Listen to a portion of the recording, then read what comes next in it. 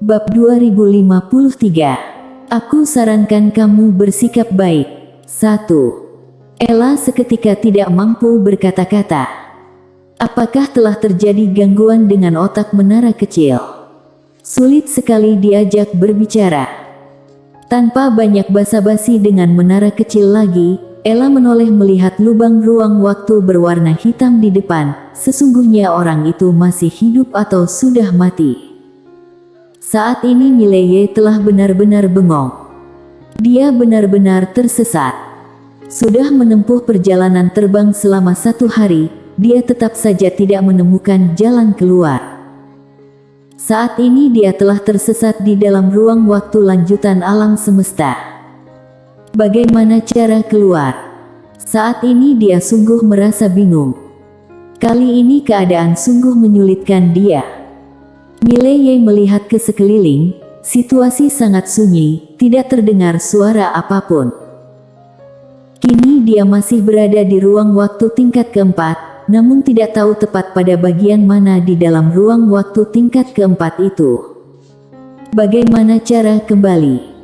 Yang dipikirkan saat ini bukan lagi cara menuju ruang waktu tingkat kelima, melainkan cara kembali. Beberapa saat kemudian, dia melaju menghilang dari tempat semula. Dengan begitulah dia menembus ruang waktu tingkat keempat selama berhari-hari, dan tetap saja tidak menemukan apapun. Kini dia mulai merasa kacau. Dia tidak takut dengan bahaya, dia hanya takut dengan kehampaan, karena berada di dalam ruang waktu itu, dia tidak dapat merasakan waktu yang berjalan, seolah setiap detik selalu sama. Kesepian. Dia merasa hanya sendiri di dunia. Di saat dia merasakan kekacauan itu, keningnya tiba-tiba mengerut. Kenapa dirinya bisa begitu kacau? Apakah telah terjadi sesuatu pada pedangnya? Beberapa saat kemudian, Mileye menggelengkan kepala. Harus diakui, tempat yang sunyi itu sangat cocok untuk menenangkan diri. Karena yang bisa dilakukan hanyalah menenangkan diri. Mileye pun duduk dengan tenang. Jika memang tidak bisa menemukan jalan keluar, lebih baik tenangkan diri terlebih dahulu, lalu pikirkan dengan baik. Semakin ingin keluar dengan cepat, dia semakin merasa kacau. Dan semakin kacau, semakin mudah pula terjadi masalah. Setelah duduk tenang, Mileye mulai berpikir keras. Ruang waktu tingkat keempat. Apa perbedaan antara tempat itu dan dunia luar? Dia langsung menggunakan teknik domain pedang untuk menutupi daerah sekitar. Setelah menggunakannya, dia dapat merasakan ruang waktu itu dengan semakin jelas. Dia pun mulai mengamati ruang waktu itu, tidak lagi terburu-buru untuk keluar. Lagi pula saat ini dia tidak begitu sibuk. Dengan begitulah waktu berlalu secara perlahan. Dengan bantuan domain pedang, dia mulai mencoba menyatukan diri dengan ruang waktu itu. Pada awalnya memang tidak mungkin bisa dilakukan, meski sudah ada bantuan domain pedang, dia tetap saja tidak bisa bersatu dengan ruang waktu itu. Tetapi secara perlahan, dia menyadari, dirinya bisa memanfaatkan pedang biru gaib demi bersatu dengan ruang waktu itu. Karena dia sadar, ruang waktu itu tidak menolak pedang biru gaib miliknya. Dia bisa menggunakan pedang biru gaib sebagai perantara, demi bersatu dengan ruang waktu itu. Karena dia bisa bersatu dengan pedang biru gaib. Harus diakui, penemuan itu memberinya semangat yang cukup besar. Hanya saja, dia tidak berani bertindak ceroboh, karena dirinya sama sekali belum memahami ruang waktu itu, dia pun takut mencelakakan diri sendiri. Tetapi untungnya, dengan adanya pedang biru gaib, ruang waktu itu memberi reaksi cukup baik untuknya. Dengan begitulah Mileye mulai bersatu dengan ruang waktu itu, dan setelah berhasil bersatu, dia tercengang. Karena dia menyadari, jalan keluar tepat berada di depannya. Kurang tepat. Tepatnya, jalan keluar ada di mana-mana. Sebelumnya dia terkurung di dalam ruang waktu, namun sekarang dia telah bersatu dengan ruang waktu itu. Oleh karena itu, jalan keluar ada di mana-mana. Dia pun bisa meninggalkan ruang waktu itu kapanpun. Selain itu, dia juga bisa menggunakan ruang waktu itu. Tentu saja, harus mengandalkan pedang biru gaib. Jika tidak mengandalkan pedang biru gaib, ruang waktu itu sama sekali tidak mempedulikannya. Hal ini membuatnya merasa canggung. Dia bahkan tidak lebih bermartabat dibandingkan pedang biru gaib. Mileye pun menyimpan pedang biru gaib itu, lalu melihat ke sekeliling. Dia tidak berencana pergi, melainkan penasaran ingin melihat seperti apa ruang waktu tingkat kelima yang selalu menjadi bahan pembicaraan. Semua yang terpikirkan langsung dijalankan. Dia pun tiba di ujung ruang waktu tingkat keempat, namun tiba di sana, dia mengerutkan kening lagi, karena bagian ujung pada ruang waktu tingkat keempat itu sangatlah hampa. Daerah hampa. Saat Mile baru akan masuk, pedang biru gaib mendadak bergetar. Mileye melihat ke arah pedang biru gaib, Jiwani berkata, "Majikan muda, bahaya." Mileye sontak mengerutkan kening, "Bahaya." Jiwani melanjutkan, "Benar, sangat bahaya, jangan masuk ke dalam." Mileye pun menjawab dengan suara serius, "Ada kamu bersamaku, tetap saja ada bahaya."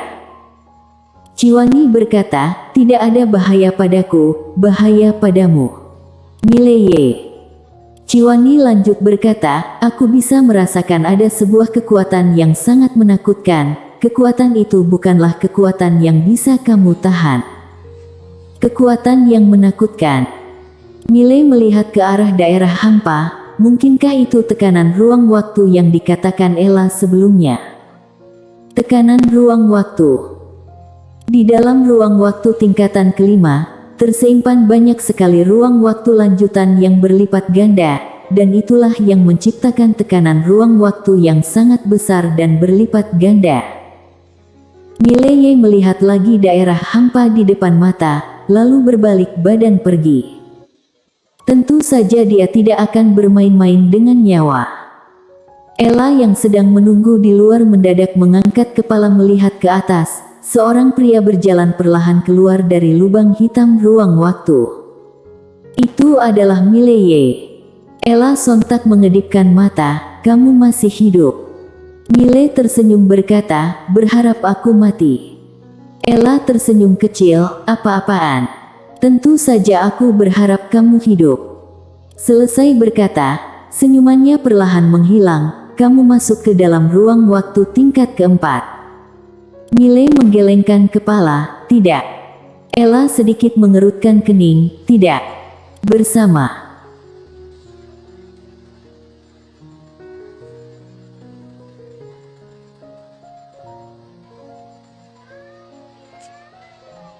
Bab 2054. Aku sarankan kamu bersikap baik. 2. Mile pun mengangguk. Setelah masuk ke dalam lubang hitam ruang waktu itu, tekanan di dalam terlalu berat. Aku sama sekali tidak berani lanjut masuk ke dalam. Ella menatap Mile sembari bertanya dengan serius, "Beneran?" Mile menganggukkan kepala, "Beneran. Jika kamu tidak percaya, aku berani bersumpah." Ella sontak melanjutkan, "Kalau begitu kamu bersumpah saja." Mile pun berkata dengan wajah serius, "Atas nama ayahku aku bersumpah, jika yang aku katakan tidak benar, biarkan dia." "Sudahlah." Ella mendadak menggelengkan kepala, "Kamu sungguh anak durhaka." Mileye. Ella lanjut berkata, "Jika memang tidak masuk ke ruang waktu tingkat keempat, kenapa lama sekali kamu keluarnya?" Mileye tersenyum pahit sembari berkata, "Di dalam terlalu gelap, aku tersesat." Ella menatap Mile dengan tajam, "Beneran?"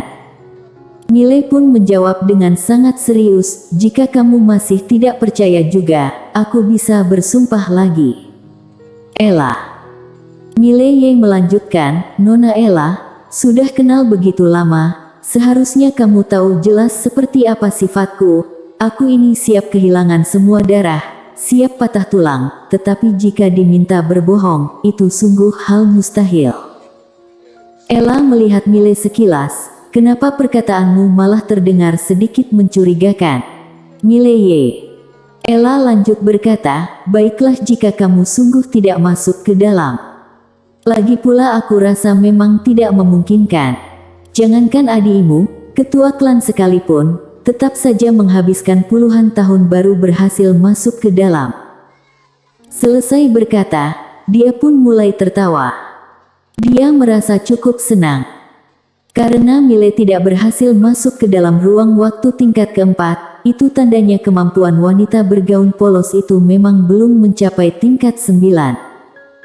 Paling banyak hanya tingkat 8. Bagi klan manusia dewa, ini menjadi kabar yang terbilang cukup baik. Berpikir demikian, dia melihat Mile sekilas, lalu berkata, kamu tunggu di sini dan jangan kemana-mana. Karena manusia dewa tidak terlalu bersahabat dengan manusia, mengerti? Mileye tersenyum menjawab, aku mengerti. Ella pun menganggukkan kepala, kamu adalah seorang yang pintar, baguslah jika mengerti. Selesai berkata, dia pun berbalik badan pergi. Dalam istana, kedua ujung bibir Mileye terangkat secara perlahan. Kini dia sudah mencapai tingkatan 7. Tetapi kemampuannya telah melebihi orang-orang di tingkatan 7. Ada sedikit perbedaan dengan tingkat 9, tetapi orang di tingkatan 9 jangan pernah berpikir menindasnya. Karena tekanan ruang waktu sama sekali tidak berguna lagi padanya. Bisa dikatakan, dia sudah memiliki tingkatan yang setara dengan master tingkatan 9. Tentu saja, bukan berarti dia sudah menjadi master tingkatan 9. Intinya, saat bertarung dengan master tingkat 9 lagi, dia tidak akan terlalu lemah hingga tidak mampu menyerang kembali. Seperti teringat sesuatu, dia duduk bersila, lalu melihat ke dalam tubuh. Dia melihat sejenak, ekspresi wajah langsung berubah. Sialan. Wanita itu sungguh menanamkan 300-an larangan ke dalam tubuhnya. Apakah dia sudah gila? Mileye berkata dengan suara berat, Jiwani, apakah kamu bisa menghancurkan semua larangan ini? Jiwani menjawab, tentu saja bisa. Apakah harus dihancurkan sekarang juga? Mileye berpikir sejenak, lalu berkata, untuk sementara tidak perlu. Menghancurkannya sekarang, sudah pasti akan mengundang kewaspadaan wanita itu, sedangkan saat ini dirinya belum bisa melawan klan manusia dewa secara langsung. Jiwani tiba-tiba berkata dengan senang, majikan muda, aku merasakan ada banyak sekali jiwa yang kuat, bagaimana jika kita menyerapnya saja? Mileye menatapnya dengan heran, Jiwani, kini kamu pun sudah mulai goyah. Jiwani tertawa cekikikan, majikan muda, aku mulai merindukan kakak Lydia. Mileye tersenyum berkata, aku juga merindukan dia. Jiwani lanjut berbicara, majikan muda, aku punya satu rencana. Maukah kamu mendengarnya? Mileye pun merasa penasaran, rencana apa? Jiwani menjelaskan dengan serius, biarkan aku ikut kakak Lydia sesaat. Setelah itu aku akan kembali mencarimu. Ekspresi wajah Mileye langsung berubah, kamu meremehkan kemampuanku. Jiwani segera menjawab, bukan begitu. Aku hanya merasa ingin menjadi lebih kuat, lalu membantu majikan muda. Jika aku ikut kakak Lydia memiliki emosi yang lebih labil, sangat mudah menunjuk sebuah tempat, lalu melepaskan tebasan pedang. Hanya dalam waktu beberapa hari saja, aku pasti akan menjadi sangat kuat, tiba saatnya nanti, aku pun bisa membantumu. Mileye. Jiwani berbicara lagi, aku dan majikan muda sudah bersatu, aku tidak mungkin berniat meremehkan majikan muda pasti tahu soal itu. Mileye tertawa lepas, tentu saja aku tahu. Sama seperti yang dikatakan Jiwani, Jiwani memang akan membantunya. Mileye pun menghela nafas secara perlahan. Aku juga ingin ikut bersama Lydia, tetapi... Selesai berkata, dia pun menggelengkan kepala. Secara refleks dia merasa tidak boleh terlalu sering ikut dengan Lydia. Kenapa? Karena semakin lama ikut bersama Lydia, dia akan merasa semua orang lemah bagaikan semut. Pemikiran inilah yang sangat menakutkan baginya. Di saat inilah Ella mendadak melangkah masuk, tiba di hadapan Mileye lalu tersenyum berkata, "Aku bawa kamu ke sebuah tempat." Mileye penasaran mendengarnya, "Tempat apa?" Ella menjawab, "Seminar." Mile kebingungan setelah mendengarnya, "Untuk apa membawaku ke acara seminar?" Ella tersenyum berkata, "Aku ingin membawamu menyaksikan sendiri apa yang dinamakan alam terang. Setelah menyaksikannya, kamu akan menyadari betapa hebatnya kami para klan manusia dewa.